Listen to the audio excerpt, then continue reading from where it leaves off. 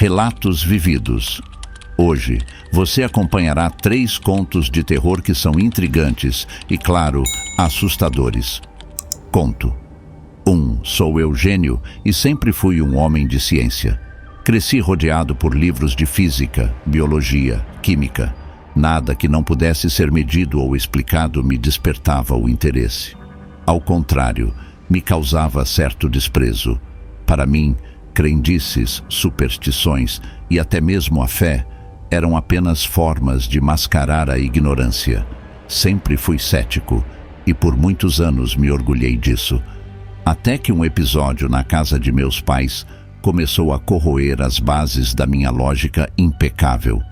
Tudo começou quando eu tinha 29 anos, recém-promovido a engenheiro-chefe de um grande projeto. Minha esposa, Laura, estava grávida do nosso primeiro filho e, por conta da obra, acabei passando algumas semanas na casa dos meus pais, que ficava mais próxima do canteiro. Era uma casa antiga, sólida, com o piso de madeira rangendo a cada passo. Nada que não pudesse ser consertado com alguns pregos e um pouco de óleo. Meu quarto de infância, agora reformado, tinha um ar nostálgico e familiar. Mas naquela noite em particular, algo mudou. Fui dormir tarde, após revisar uns relatórios. Ao apagar a luz, deitei-me no escuro e fechei os olhos. Mas logo em seguida, o som claro de uma torneira pingando me fez abrir os olhos. O som vinha do banheiro. Levantei, ainda sonolento, e fui verificar. O chuveiro estava fechado, mas o som persistia. Abri e fechei o registro, e o som cessou. Voltei para a cama, considerando a possibilidade de algum problema hidráulico. Nada demais, pensei. Os dias passaram sem maiores incidentes, até que, numa tarde, após um longo dia de trabalho, voltei para casa e fui direto para o quarto. Ao entrar no banheiro para tomar banho, percebi que a porta se fechou atrás de mim com um estalo seco. Virei-me para sair, mas a maçaneta não cedia. A porta estava trancada. Chamei por minha mãe e ela veio, espantada, acompanhada da empregada. Ao abrir a porta, ela olhou para mim, séria, mas com um leve sorriso. "Você trancou a porta, Eugênio?" perguntou. "Claro que não", respondi, já impaciente. Ela apenas balançou a cabeça, como se soubesse de algo que eu não sabia, mas nada comentou. Eu, por outro lado, fui tomado por um incômodo crescente. Algo estava fora do lugar. Alguns dias depois, acordei no meio da noite com uma sensação estranha. A escuridão do quarto parecia mais densa e o ar mais pesado. Quando meus olhos se acostumaram ao breu, vi, com um choque de surpresa, que a gaveta da cômoda ao lado da cama estava aberta. Fechada ao deitar, agora estava escancarada, como se alguém tivesse puxado com força. Senti um arrepio, mas tratei de racionalizar. Talvez a gaveta estivesse mal encaixada e, com o frio da madrugada, a madeira se contraiu, abrindo-a. Sim, só podia ser isso. Mas o que veio a seguir me desafiou de maneira inesperada. Minha esposa, Laura, veio me visitar e ficamos no mesmo quarto. Ela estava no final da gestação e, naquela noite, começou a sentir os primeiros sinais do parto. Estávamos prestes a sair para o hospital quando o inesperado aconteceu. Ao passar pelo corredor escuro, senti um vento gelado e ouvi, claramente, meu nome sendo sussurrado, como um eco distante. Parei, atônito, e olhei em volta, mas não havia ninguém ali. Laura também sentiu algo, pois segurou meu braço com força, o rosto pálido. No hospital, tudo correu bem, e nosso filho, Gabriel, nasceu saudável. Mas o que eu sentira naquela casa me acompanhava, como uma sombra persistente. Quando voltamos para a casa dos meus pais, com Gabriel nos braços, algo no ambiente parecia diferente. Havia uma tensão invisível, uma presença que eu não conseguia ignorar. Certa noite, enquanto balançava Gabriel para dormir, notei que ele olhava fixamente para um canto do teto. Seus olhos, tão pequenos e puros, pareciam fixos em algo que eu não podia ver. "O que você está vendo, filho?" perguntei brincando. Ele, ainda balbuciando as primeiras palavras, apontou com seu dedinho gorducho e disse: "Vovô." Meu pai havia falecido alguns meses antes, sem nunca ter conhecido o neto. Senti um frio subir pela espinha. "Está tudo bem", eu disse, tentando acalmar a mim mesmo mais do que a ele. Mas meu coração batia rápido e, pela primeira vez na vida, senti um medo verdadeiro. Talvez fosse medo do desconhecido, ou talvez medo de que, afinal, houvesse mais no mundo do que a minha racionalidade poderia explicar. Deixei a casa dos meus pais pouco depois disso. Nunca contei a ninguém sobre esses incidentes, nem mesmo para Laura. Ela percebeu minha mudança, mas nunca perguntou. E eu, por orgulho ou por medo, nunca busquei respostas. Continuei minha vida, abraçado à ciência e à lógica, mas com uma pequena sombra de dúvida no fundo da minha mente. Algo que me fazia, de vez em quando, olhar para o canto do quarto antes de apagar a luz, só para garantir que não havia nada ali, nada que eu pudesse ver, pelo menos. E vocês já vivenciaram algo sem explicação lógica? Conto 2. Meu nome é Baltazar e nunca fui homem de superstições. Cresci no caos organizado das cidades, onde o concreto e a eletricidade governam sem contestação. Sempre preferi a segurança de um apartamento, com seus vizinhos próximos e a sensação de estar cercado por paredes que delimitam o mundo conhecido. Mas a vida, às vezes, nos empurra para decisões que desafiariam até a lógica mais fria. E foi assim que, em 2017, acabei num sobrado antigo, em uma rua tranquila de São Paulo. A mudança foi motivada por uma necessidade que parecia, à época, nobre: ajudar minha enteada, que, com o marido e a filha, enfrentava dificuldades financeiras. O sobrado tinha uma edícula nos fundos, perfeita para garantir a privacidade deles e, ao mesmo tempo, manter a família unida. Eu, casado há anos e pai de uma adolescente de 15 anos, encarei o desafio com pragmatismo. Era apenas uma casa. O que poderia dar errado? Os problemas começaram quase imediatamente.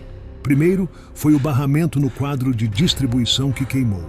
Uma labareda repentina que me surpreendeu enquanto eu tomava banho. O cheiro de queimado e as luzes piscando como em um filme de terror. É só a velha fiação, pensei. Nada que um bom eletricista não resolvesse, mas não demorou para que outros problemas surgissem. Canos estourados, vazamentos insistentes, a descarga quebrada e num evento que pareceu digno de uma piada macabra. O vidro temperado do box que explodiu sobre mim, espalhando cacos pelo banheiro. Minha esposa e minha filha começaram a se queixar da casa, mas eu, ainda agarrado ao ceticismo militante que sempre me definiu, ignorava as reclamações. Até o dia em que uma amiga da minha esposa, com os olhos arregalados de pavor, jurou ter visto uma mulher andando pelo corredor. Ri para não chorar, acreditando que o estresse da mudança estivesse afetando a todos. E no fundo, irritado com o quanto aquela casa parecia drenar nossas economias. Foi numa noite como qualquer outra que as coisas tomaram um rumo ainda mais estranho. Estávamos todos no quarto, assistindo TV, quando um grito desesperado ecoou do andar de baixo. Era minha enteada. Corremos para ver o que tinha acontecido e ela, ainda pálida, nos contou que seu marido havia visto uma menina, com mãos desproporcionalmente grandes, parada na porta da cozinha. "Júlia estava com vocês, não estava?" perguntou, quase em súplica. Confirmamos que sim, mas a certeza não trouxe alívio. Ao descer, encontramos seu marido trêmulo, um cigarro entre os dedos que mal conseguia segurar. A descrição que ele deu da figura que vira era ridícula, mas havia algo na intensidade do seu olhar que me deixou inquieto. Não acreditei, claro, como poderia? Para mim aquilo era apenas uma alucinação coletiva, alimentada pelo desgaste emocional que a casa nos causava. Os dias passaram, arrastando-se em meio a concertos e tentativas de retomar alguma normalidade. Chegou a Páscoa e meus sogros vieram nos visitar. Estávamos todos reunidos, tentando celebrar, quando uma nova onda de pânico se abateu sobre a casa. Minha esposa e minha sogra começaram a gritar apontando para o teto. Meu sogro, sempre cético, gritou: "Pega a arma!" Eu não tinha arma, e ele também não, mas o blefe bastou para fazer com que eu subisse as escadas de 2 em 2 degraus, com o coração martelando no peito. Do lado de fora, o som de passos rápidos e leves sobre o telhado. A polícia chegou em minutos, revistando a casa e as redondezas. Nada. Não havia nada nas câmeras do condomínio, nenhum sinal de invasão. Mas o desconforto, esse permaneceu, se alojando em nós como um hóspede indesejado. Já estávamos decididos a sair dali, mas a situação financeira não permitia uma mudança imediata. Até que, num final de tarde, quando eu pensava que nada mais poderia me surpreender, aconteceu o que mudaria minha vida para sempre. Eu estava na área de serviço, pendurando a roupa, enquanto minha esposa preparava o jantar e minha filha assistia algo no tablet. Foi então que ouvi minha própria voz, vinda de algum lugar atrás de mim, dizendo: "Tem alguém aí?" Virei-me rapidamente, o sangue gelando nas veias, e vi uma figura. Alta, muito mais alta do que qualquer pessoa que já conheci, distorcida, como se a luz e a sombra brincassem de criar um pesadelo. Ele estava parado, imóvel, observando minha filha. Minha primeira reação foi de ataque. Avancei, mas em 2 passos, a figura se moveu para a sala e desapareceu. Revirei a casa inteira, como se a lógica pudesse reverter o que eu acabara de ver. Mas nada encontrei. Naquela noite, dormimos os 3 juntos no mesmo quarto, cercados pelos cachorros que eu insisti em trazer para a cama, como se sua presença pudesse nos proteger do inexplicável. Em menos de 2 semanas, entregamos a casa. Aceitei pagar a multa por quebra de contrato sem hesitação. Minha esposa viajou para a casa da mãe e eu fiquei sozinho, arrumando as últimas coisas. Aqueles dias foram os mais longos da minha vida. Mesmo agora, depois de termos nos mudado, o eco daquela voz, a visão daquela figura, tudo isso me assombra.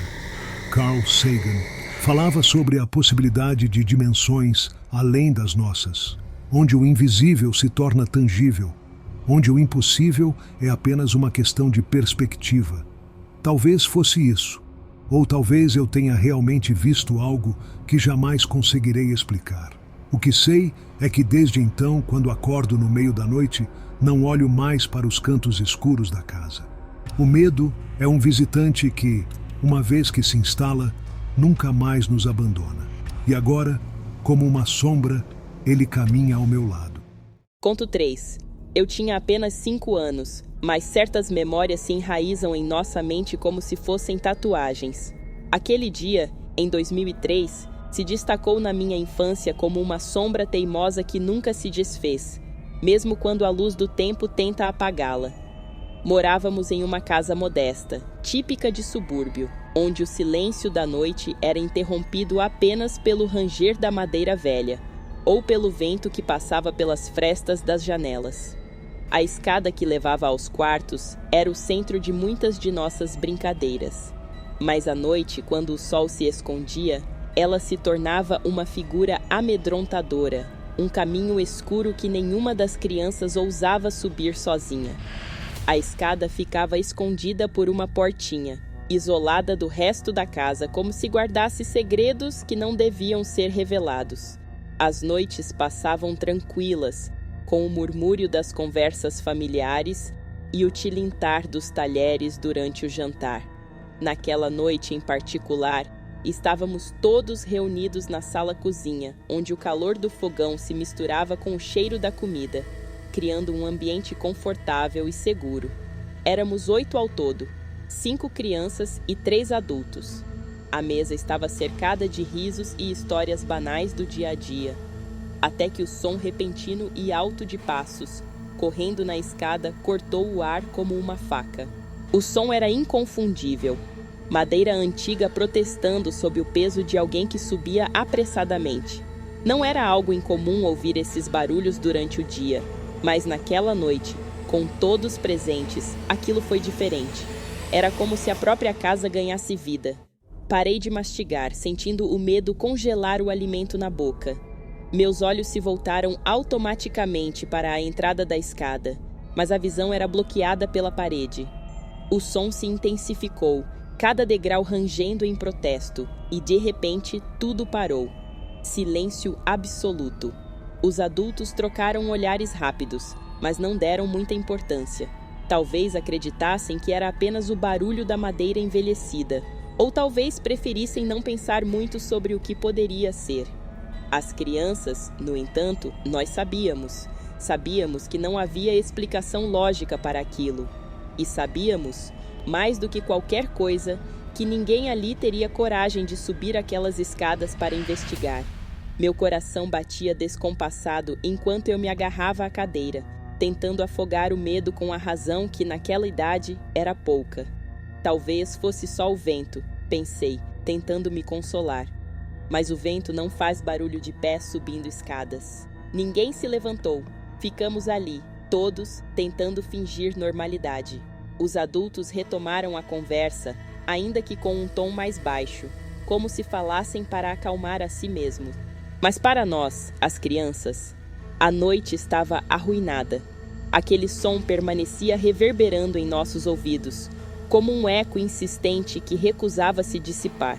Quando finalmente fomos dormir, minha mãe tomou a dianteira, subindo a escada com uma coragem que só as mães parecem ter.